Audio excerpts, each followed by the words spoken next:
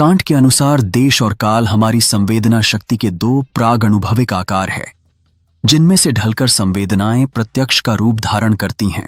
इन प्रत्यक्षों को हमारी तर्क बुद्धि अपनी कोटियों द्वारा व्यवस्थित करके ज्ञान का रूप देती है। अतः कांट के अनुसार से स्वतंत्र या निरपेक्ष रूप में देश और काल की सत्ता नहीं है। देश और काल इंद्रिय संवेदन ग्रहण करने के ढांचे हैं अथवा ऐसे चश्मे हैं जिनमें गुजर कर संवेदनाएं प्रत्यक्ष का रूप धारण करती हैं। कांट के अनुसार देश और काल प्रागनुभविक है। इनसे प्राप्त प्रत्यक्ष विशुद्ध प्रत्यक्ष है। ये विशुद्ध प्रत्यक्ष सरल है, जो फेनोमेना तक या आभासी दृश्य जगत तक ही सीमित है। देश काल के चश्मे से संवेदन प्राप्त करने की शक्ति इंद्रिय प्रदत्तों का ग्रहण करती हैं, या यह कह सकते हैं कि आत्मा केवल निष्क्रिय रूप से भिन्न भिन्न इंद्रिय प्रदत्त संवेदनों को ग्रहण करती है। वस्तुओं का ये ज्ञान बाह्य जगत के साथ प्रत्यक्ष संबंध पर निर्भर है और इससे केवल अस्त व्यस्त इंद्रिय दत्त सामग्री विशेषों का ही ज्ञान होता है। इसी कारण हम सोचते हैं कि चीजों का समय और स्थान में अनुभव करना या देश और काल में बोध करना मन में अंतःजात हैं, जबकि देश काल प्रागनुभाविक हैं। संवेदन तो अनुभवजन्य ही है। हाँ, एक तरीके से हम जो देखते हैं वह इस पर निर्भर करता है कि हम भले ही भारत में या ग्रीनलैंड में पालन पोषण से बड़े हुए हैं, किंतु हम कहीं भी हों, हम दुनिया का अनुभव देश और काल में प्रक्रियाओं की श्रृंखला के रूप में करते हैं। यह ऐसी चीज है जिसे हम पहले से कह सकते हैं। प्रत्ययों या विकल्पों को प्राप्त करने की आत्मशक्ति इनको ग्रहण करने हेतु सक्रिय होती है। यह स्वतः प्रवृत्त है। इंद्रिय प्रदत्तों पर बौद्धिक कोटियों का आरोपण सक्रिय बुद्धि के द्वारा ही होता है। बाह्य जगत का अपने आप में ज्ञान या वस्तु अपने आप में मूलत अज्ञेय है। साधारणतया हम सोच लेते हैं कि देश और काल विश्व में विद्यमान वस्तुनिष्ठ तत्व हैं। न्यूटन का ऐसा ही मत था। इसके विपरीत लाइबनिट्ज के अनुसार देश और काल की स्वतंत्र सत्ता नहीं है। ये तो वस्तुओं के पारस्परिक संबंधों पर आधारित रचनाएं हैं, जबकि ह्यूम का मत है देश और काल का हमें प्रत्यक्ष नहीं होता। ह्यूम के अनुसार देश और काल प्रत्ययों में साहचर्य स्थापित करने की मन की प्रवृत्ति मात्र है। कांट का मत इन सबसे भिन्न है। क्या समय और स्थान या देश काल ऐसी चीजें नहीं हैं जो हमसे परे अस्तित्ववान हैं? नहीं, कांट का विचार था कि देश और काल टाइम एंड स्पेस मानव स्थिति के लिए अभिन्न है। देश और काल प्रथमतः और सर्वोपरि हमारे बोध के प्रागनुभविक तरीके हैं और वे भौतिक जगत के लक्षण नहीं हैं। कांट का चीजों को देखने का यह पूर्ण रूपेण नया तरीका था, क्योंकि मनुष्य का मन केवल अकर्मक मोम का पुतला नहीं है जो बाहर से मात्र संवेदन ग्रहण करता है। मन उस प्रक्रिया पर अपनी छाप भी छोड़ता है जिससे हम दुनिया को समझने का दावा करते हैं। आप इसकी तुलना शीशे के एक घड़े से कर सकते हैं। जब इसमें पानी डाला जाता है, पानी अपने आप को घड़े के रूप में ढाल लेता है। बिल्कुल इसी तरीके से हमारे बीच स्वयं को हमारी स्वयं वेदात्मक ज्ञान वृत्ति के रूप के अनुरूप ढाल लेते हैं। कांट का दावा था कि यह केवल मस्तिष्क ही नहीं है जो चीजों के समरूप हो जाता है, चीजें भी मन के समरूप हो जाती हैं। कांट इसे मानव ज्ञान की समस्या को समझने के प्रयास में कोपर्निकन क्रांति, कोपर्निकन रेवोल्यूशन कहता है। इससे कांट का अभिप्राय था कि यह पुराने चिंतन से केवल उतना ही नया और उतना ही क्रांतिकारी रूप से भिन्न था जितना कोपरनिकस का उस समय का दावा, जब उसने कहा था कि पृथ्वी सूर्य के चारों ओर घूमती है, सूरज पृथ्वी के चारों ओर नहीं घूमता। कांट मानते थे कि एक बिंदु तक दोनों ही, यानी तर्कवादी और अनुभववादी सही थे। तर्कवादी अनुभव के महत्व को लगभग बिल्कुल भूल गए थे और अनुभववादियों ने भी उस तरीके के प्रति अपनी आंखें मूंद ली थीं जिस तरीके के द्वारा हमारा मन हमारे दुनिया के देखने के तरीके को प्रभावित करता है। और कांट के अनुसार कार्य कारणता का नियम, द लॉ ऑफ कैजुअलिटी भी, जिसके बारे में ह्यूम का यह विश्वास था कि मनुष्य इसका अनुभव नहीं कर सकता, मन की ही देन है। आइए इस बात को और स्पष्ट करें। हमें याद होगा कि किस प्रकार ह्यूम ने यह दावा किया था कि घटनाओं को आगे पीछे देखने की आदत की ताकत ही हमें प्राकृतिक प्रक्रियाओं के पीछे कार्य कारण संबंध दिखलाते हैं। ह्यूम के अनुसार हम इस बात का बोध नहीं कर सकते कि सफेद गेंद की गति के पीछे काली बिलियर्ड गेंद कारण है। अतः हम यह कभी सिद्ध नहीं कर सकते कि काली गेंद सदैव ही सफेद गेंद को गतिमान बना देगी। किंतु उसी मान्यता को, जिसे ह्यूम कहता है कि हम सिद्ध नहीं कर सकते, कांट ज्ञान की संभावना के लिए मानव तर्क की एक अनिवार्य शर्त, एक बौद्धिक कोटि बना देता है। कार्य कारण का नियम केवल इसीलिए शाश्वत एवं संपूर्ण है क्योंकि मानव तर्क हर घटित होने वाली चीज को कारण और कार्य के रूप में जानता है। हम शायद फिर यह सोचते हैं कि कार्य कारणता का नियम स्वयं भौतिक जगत में है, न कि हमारे मन में।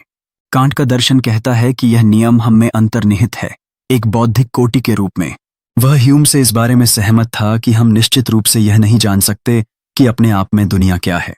हम अपने अनुभव से केवल यह जान सकते हैं कि मेरे लिए या अन्य सभी के लिए यह दुनिया क्या है। कांट के दर्शन शास्त्र का सबसे बड़ा योगदान उस विभाजक रेखा में है जो वह वस्तु अपने आप में, नोमेना, और वस्तु जैसी वह हमें दिखाई देती है, फेनोमेना, के बीच अंतर बताता है। कांट ने वस्तु स्वयं अपने आप में और वस्तु मेरे लिए के बीच एक महत्वपूर्ण भेद स्पष्ट किया। हमें वस्तुओं के अपने आप में होने के बारे में निश्चित ज्ञान कभी प्राप्त नहीं हो सकता। हम केवल यह जान सकते हैं कि वस्तुएं हमें कैसी दिखती हैं। दूसरी ओर, किसी विशिष्ट अनुभव के पहले हम यह कह सकते हैं कि मानव मन द्वारा वस्तुओं का बोध कैसे किया जाएगा। जैसे सवेरे घर से बाहर जाने से पहले हम यह नहीं जान सकते कि हम दिन में क्या देखेंगे या क्या अनुभव करेंगे, किंतु हम यह जान सकते हैं कि जो भी हम देखेंगे या अनुभव करेंगे उसका देश और काल में घटित होने का बोध हमें अवश्य होगा। इसके अतिरिक्त हम इस रूप में आश्वस्त हो सकते हैं कि संसार में कारण और परिणाम का नियम, कारणता का नियम अवश्य लागू होगा, क्योंकि हम इसे अपनी चेतना के एक भाग के रूप में लिए फिर रहे हैं। दोस्तों, किंतु इसका अभिप्राय यह भी है कि क्या हमें दूसरे अन्य रूप से भी बनाया जा सकता था? हाँ, हमारा इंद्रिय उपकरण दूसरी प्रकार का हो सकता था और हमें समय के बारे में दूसरा इंद्रिय ज्ञान और स्थान के बारे में दूसरा भाव हो सकता था। यहां तक कि हमारा निर्माण इस प्रकार हो सकता था कि हम अपने चारों ओर घटित होने वाली चीजों का कारण न ढूंढते फिरते। इसका क्या मतलब है और कैसे यह संभव होता? कल्पना करो, आपके लिविंग रूम में एक बिल्ली फर्श पर लेटी हुई है। एक गेंद लुढ़कती हुई कमरे में आती है। बिल्ली क्या करती है? मैंने कई बार यह प्रयोग किया है। बिल्ली गेंद के पीछे भागेगी। बिल्कुल ठीक। अब कल्पना कीजिए कि आप उसी कमरे में बैठे हैं। यदि आप अचानक एक गेंद को लुढ़कते अंदर आते देखते हो, तो क्या आप भी इसके पीछे दौड़ना शुरू कर देते हो? नहीं ना, पहले तो हम मुड़कर यह देखने का प्रयास करते हैं कि ये गेंद कहां से आई है। हाँ, क्योंकि हम एक मानव प्राणी हैं। आप आवश्यक रूप से हर घटना के पीछे कोई न कोई कारण ढूंढेंगे, क्योंकि कारणता का नियम बौद्धिक कोटियों के रूप में हमारी बनावट का एक अंग है। यही कांट कहता है। ह्यूम ने दिखाया था कि हम प्राकृतिक नियमों का न तो बोध कर सकते हैं और न ही उन्हें सिद्ध कर सकते हैं। इसने कांट को थोड़ा परेशान कर दिया, किंतु उसका विश्वास था कि वह उनकी संपूर्ण वैधता दिखलाकर यह सिद्ध कर सकता था कि हम वास्तव में मानव संज्ञान के नियमों की बात कर रहे हैं। अब आप सोचिए, क्या एक बच्चा भी मुड़कर यह देखने जानने की चेष्टा करेगा कि गेंद कहां से आई? हो सकता है न करे, किंतु कांट ने बतलाया कि बच्चे का तर्क या बुद्धि तब तक पूरी तरह विकसित नहीं होती जब तक वह इंद्रियों द्वारा बोध प्राप्त नहीं कर लेता। सिर्फ मन की बात करना पूरी तरह निरर्थक है।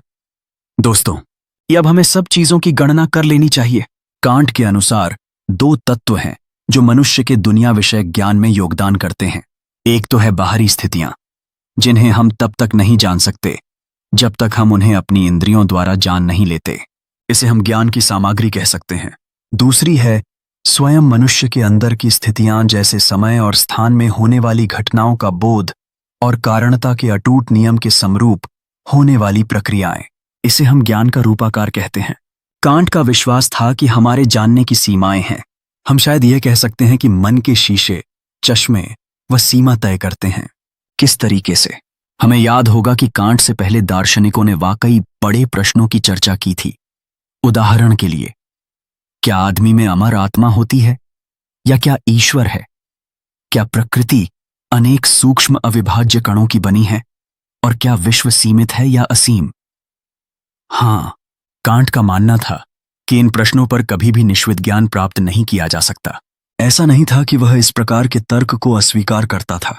इसके विपरीत, यदि उसने इन प्रश्नों को दरकिनार किया होता तो वह शायद ही दार्शनिक कहलाता। फिर क्या किया उसने? इस प्रकार के अत्यंत बड़े प्रश्नों में कांट का मानना था कि हम मानव क्या समझ सकते हैं। तर्क उन सीमाओं के परे भी कार्यशील था। उसके साथ ही साथ हमारे स्वभाव में इस प्रकार के प्रश्न खड़े करने की मूल इच्छा होती है।